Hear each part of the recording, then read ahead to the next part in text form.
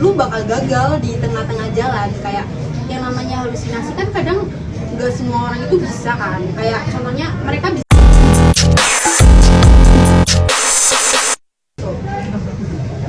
Halo semua, perkenalkan nama gue Polis dari Prodi Sastra.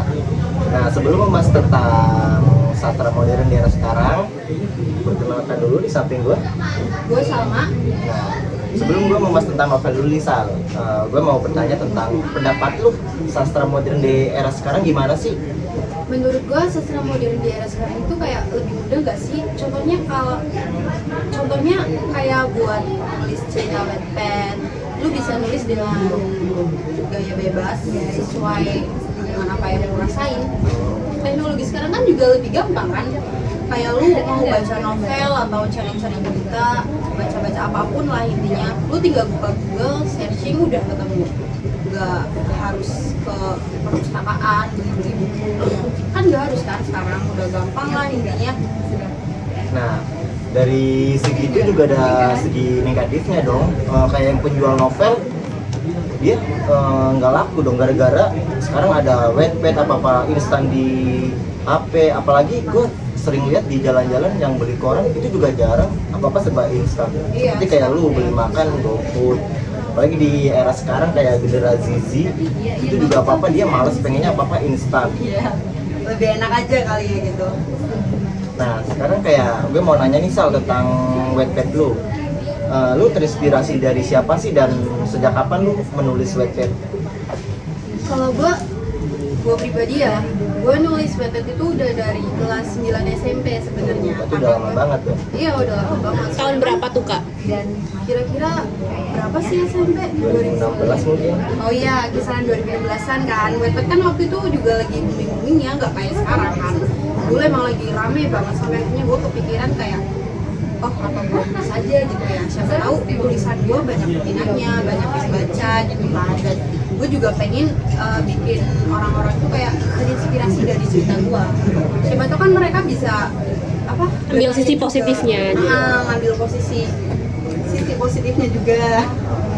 Jadi lu ada kecemasan tersendiri sih nggak sih, kayak lu misal lu bikin novel nih capek-capek tapi nggak ada yang minat baca apa gimana, kayak belum masuk ke yang pembaca itu? Sebenarnya itu sih kepikiran banget. Takutnya kan apa yang kita tulis juga nggak feel kan, maksudnya nggak masuk sama pembacanya. Iya. Takutnya kita udah bikin yang sedih-sedih tapi para pembaca nggak ikut sedih, terus kita udah bikin greget, seneng, mereka juga kayak yang biasa aja gitu. Itu sebenarnya salah satu kayak hal yang bikin kita para penulis itu, autor lah sebutannya di dalam Wattpad itu, yang penulis itu sebenarnya autor kan. Ya itu bahasa Inggrisnya ya. Takutnya kan mereka kayak, kita takutnya Nggak ada yang minat baca, iya, apalagi kayak gitu, kayak nggak tertarik sama cerita kita gitu. Nah, di era sekarang genre apa sih yang sering diminati remaja sekarang? Apa romance? Apa pasti romance dong, Iya. karena remaja sekarang kan sih. percintaan. Cuman buat zaman sekarang nih 2023 yang hampir 2024 nih, kebanyakan orang-orang sekarang itu minatnya ke yang berhubungan dengan seks atau yang 21 plus gitu lah ya. Beda sama dulu, kalau dulu tuh kayak lebih ke fiksi remaja ya, Percintaan anak SMP, SMA. percintaan anak sekolah gitu kan ya, dan fiction fiksi remaja lah intinya. Cuman sekarang ya lebih kayak plus. Nah, dari dulu nyampe sekarang lu udah berapa sih lu ngerjain novel atau yang udah finish lah? Kalau gua nulis sudah lumayan sih, kisaran 5 cerita. Dan Sepil salah satu judulnya. apa sih ya judul apa yang banyak diminati oleh pembaca dari buat novel? Gue ya, kebanyakan kalau buat banyak yang baca itu Kenzi. Itu tentang apa, Kak? Tentang apa? Ya fiksi remaja sih, dan fiction kayak masa-masa sekolah yang cewek gitu kan. Intinya di dalam cerita itu ada satu cewek yang suka banget sama satu cowok, tapi dia cowoknya tuh kayak gak yang suka balik langsung gitu. Ya itu sih alur yang biasa sih sebenarnya buat cerita-cerita remaja lah. yang seperti itu. Cuman kalau gue pribadi, gue lebih suka sama cerita yang sekarang gue tulis, yang baru-baru ini baru gue endingin. Judulnya itu Between Love and Wait 7. itu sebagian ceritanya gue masukin tentang kisah gue sendiri, pribadi kisah gue sendiri ya. Itu udah pastinya karena ada tulisan 70 kg kan udah pasti kan gemuk kan, gemuk. Nah itu cerita. Nah itu berarti bisa menginspirasi orang-orang yang ibaratnya kayak yang 70 Insecure gitu, ya insecure. Itu gimana menurut lo? Itu Itu ada tips-tipsnya nggak sih buat orang-orang itu biar pede? menurut gue pribadi sih lu harus cintai diri lu sendiri ya, mau lu kayak jelek, gendut, Yang penting kurus, pede lah. pendek ataupun hitam ya semua balik lagi sama kita. Yang namanya fisik kan semuanya bisa dirubah kan, asalkan lu kayak mau berusaha gitu. Insecure sih pasti udah ada sama semua orang kan, cuman ya mau gimana lagi, ya kita udah diciptain seperti itu kan, kita cuma tinggal ya selagi kita mampu mengubah ya kenapa enggak gitu loh. Cuma kan semua butuh proses, nggak harus yang instan 2 hari langsung berubah gitu kan nggak mungkin. Nah, berarti dalam penulisan lu tuh lu menceritakan tentang menuangkan lah tentang apa yang lo alami ke novel itu. Kayak sebagian ceritanya aja sih, cuman gue nggak nunjukin mana sih yang emang real yang gue rasain dan mana yang emang cuman halusinasi gue. Cuman ya mereka ya perlu mungkin biar mereka mikir aja ya kayak masuk akal nggak sih ini buat dijadiin kayak sebenarnya di kehidupan langsung gitu. Ada tantangan tersendiri nggak sih kayak lu nulis sebuah novel kayak waktunya apalah apa gimana, apa itu cuma kayak kalau lu lagi luangan waktu lu tiba-tiba nemu ide nih buat nulis? Kalau gue lebih banyak sebenarnya gue lebih banyak gagalnya sih dalam ini, soalnya ya kita juga butuh waktu yang benar-benar luang kan. Kalau yang namanya menulis kan kita butuh pikiran yang fresh, kayak nggak mau situasinya juga berisik gitu. Kita pengennya yang sepi gitu. Kalau kita lagi capek juga gue nggak bisa nulis, Nggak bisa mikir ya? Nggak bisa mikir, kayak kosong aja gitu otaknya. Nah, gue mau nanya lagi nih, San. Lu kan lagi kerja, gimana sih cara bagi waktu lu untuk nulis di Wattpad lu? Sebenarnya kalau zaman sekarang buat nulis juga di mana-mana bisa sih. Ya balik lagi kayak tadi sih, teknologi juga sekarang gampang kan.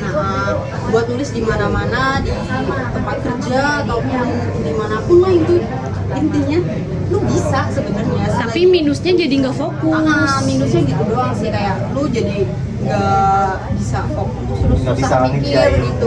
Nyediain ide cerita selanjutnya mau gimana itu yang mungkin bikin susah orang-orang. Makanya kayak mereka mikirnya kayak gue pengen sendiri deh biar otak gue juga fresh, bisa mikir kemana-mana buat munculin sebuah ide cerita atau mungkin konflik yang bakal kedepannya kita munculin di dalam cerita tersebut. Pernah nggak kayak lihat sesuatu nih di jalan terus jadi pikiran buat itu dimasukin ke cerita. jadi terinspirasi dari apa yang kamu lihat? Kalau itu sih kayaknya jarang sih. Kalau gue pribadi emang jarang sih. Kalau gue lebih terinspirasinya ke drama, ke drakor mungkin kan salah satunya. Itu berarti kita ngopas dong. Sebenarnya ngopas kan enggak ya. Kita kan cuman butuh Referensi. Ngomongnya apa sih ya, dari cerita-cerita yang kita lihat. Cuman kita nggak mersisin cerita itu atau mungkin nyamain ke paling kayak alurnya beda gitu lah. bedain. Akhirnya kita kayak mungkin setelah melihat drama ini lu bisa nih berpikir ke depannya kayak gimana, terus munculin Ide-ide baru. situasi di dalam cerita tersebut gitu kan. Kita kan sebagai pencipta kan juga gimana sih? Iya. Nah, waktu yang tepat itu kapan sih buat kayak lu menulis, kayak waktu malam kah apa? Tengah malam kah?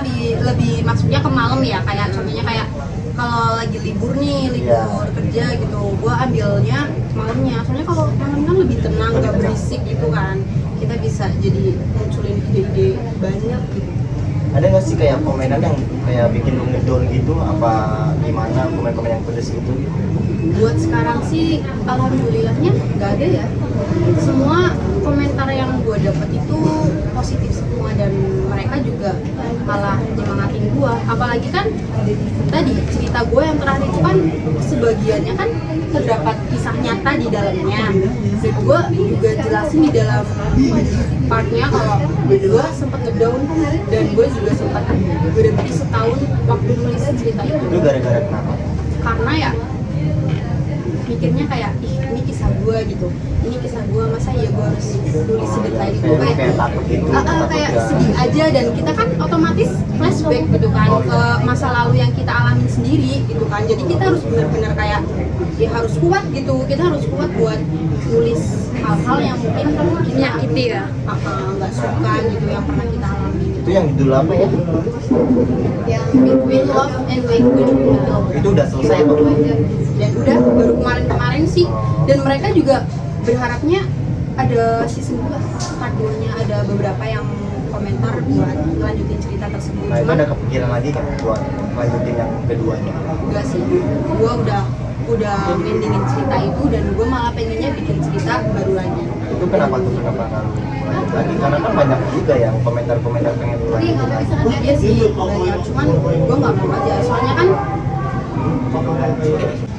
Nah, gue mau nanya nih Sa, buat teman-teman tips gimana buat menulis atau menuangkan kisahnya, atau dia punya gagasan ide buat nulis di Wattpad atau novel itu gimana sih?